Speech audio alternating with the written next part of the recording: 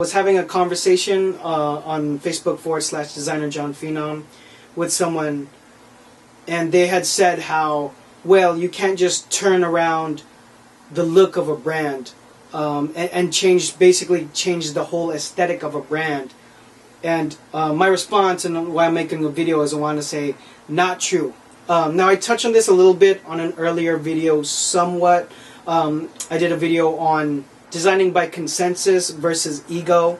Now I wouldn't say this slightly contradicts it, but it's just offering another look or an opinion in terms of basically saving your brand or recreating your brand to do anything from save it from obscurity or maybe even death to bringing it to a whole nother level, in which case it would never be able to achieve if it continues on its same path. I have two case studies for this. 5-4, if you guys know that brand 5-4, shout out to J-Dub and all my people that work at 5-4 and have worked there since the beginning. I was able to meet the founders of 5-4 and J-Dub, who does a lot of their marketing, earlier when I was working at Drunken Monkey.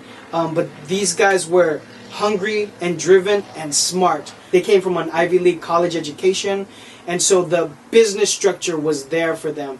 But they knew they wanted to take on streetwear. So 5-4, if anybody remembers this in the earlier 2000s, had a completely different look from some of the things you see now.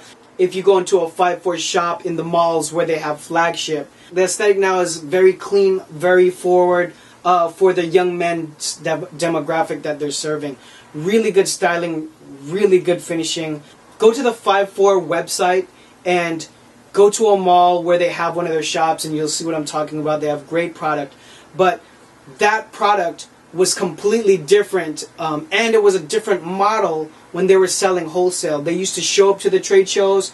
They were trying to sell to the same retailers that a lot of other streetwear brands were selling to. And it was a completely different look. Those guys will tell you it's light years away from the kind of product offerings that they have now. One key distinction from what I just said that you might have picked up on is when they were selling wholesale. Now they have their own flagship shops where they sell product directly.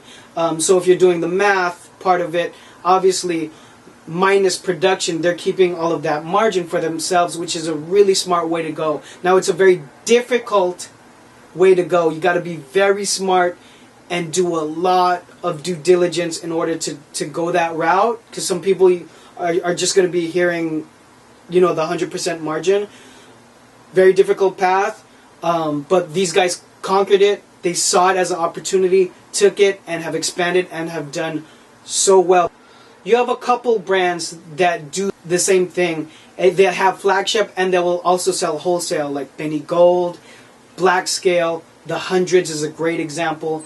But I think 5-4 is alone in my case studies in terms of a brand that said, fuck wholesale, we're just going to sell straight to the customer. We're going to go B2C and keep that margin for ourselves. So not only in the look and carving out who they're selling to, but their means of selling.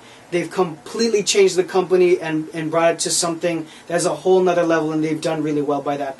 Second example I want to bring up is one that everybody knows. It's Target. I know about Target because I did my research and I was getting primed to possibly work with the design team over there in Minnesota. So shout out to all my people who actually work at Target. I got a few friends that work there.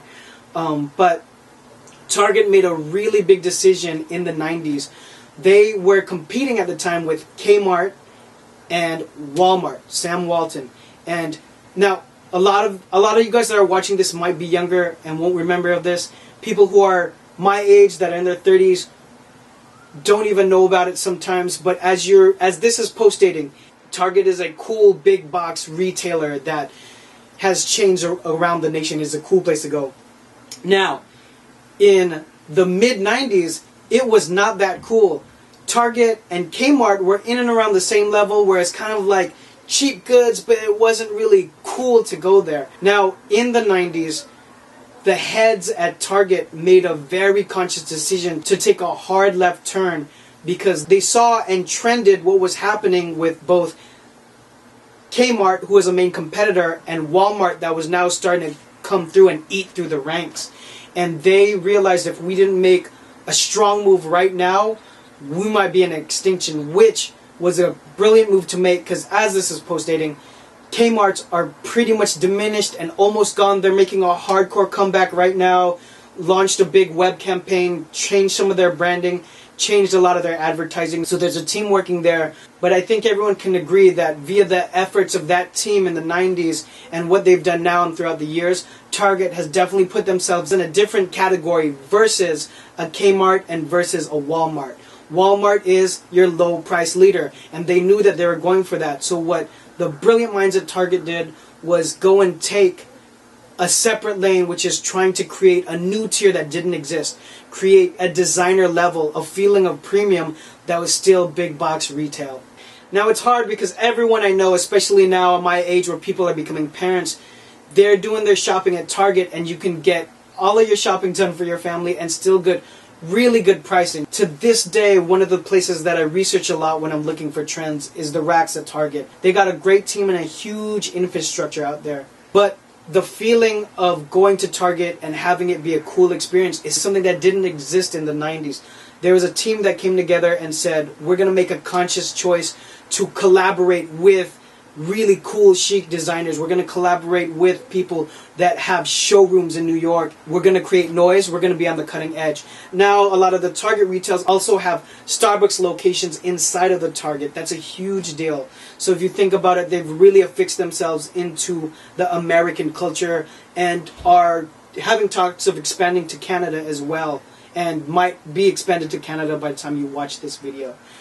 So in any case, 5-4 in terms of more of a streetwear company that changed their look and aesthetic and also changed their selling plan. And also Target, that is really cool, as you know them now, cool big box retail that actually changed their aesthetic from where it was in the early 90s to be really cool, very designer. Just some commentary for food of thought. If you have comments, questions, links, anything to add, please drop them down below. Thank you for watching, and I'll see you guys on the next one. Peace.